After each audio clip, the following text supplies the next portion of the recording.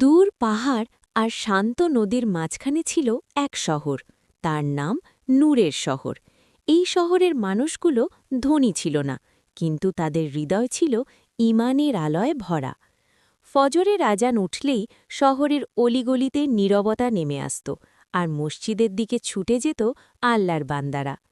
এই শহরে থাকত এক কিশোর, নাম তার ইয়াসিন। সে ছিল এতিম, ছোট্ট একটি ঘরে মায়ের সাথে থাকত। সংসারে অভাব ছিল, কিন্তু ইয়াসিন কখনো নামাজ ছাড়ত না। মায়ের কথা সে সব সময় মনে রাখত।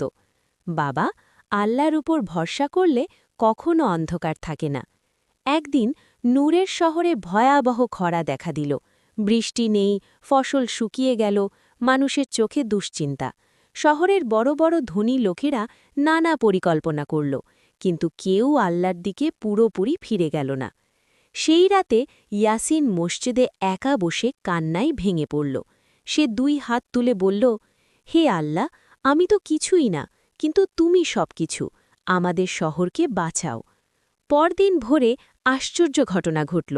আকাশে কালো মেঘ জমল, বাতাস বইল, আর তারপর রহমতের বৃষ্টি। শহরের মানুষ অবাক হয়ে গেল। সবাই বলল, এই বৃষ্টি তো কোনো সাধারণ বৃষ্টি নয়, এটা আল্লাহর নূরের রহমত। সেদিন থেকে নূরের শহরের মানুষ বদলে গেল। নামাজে মসজিদ ভরে উঠল, গরিবদের হক আদায় শুরু হল, অহংকার ভেঙে গেল। আর ইয়াসিন, সে হয়ে উঠল শহরের প্রিয় সন্তান।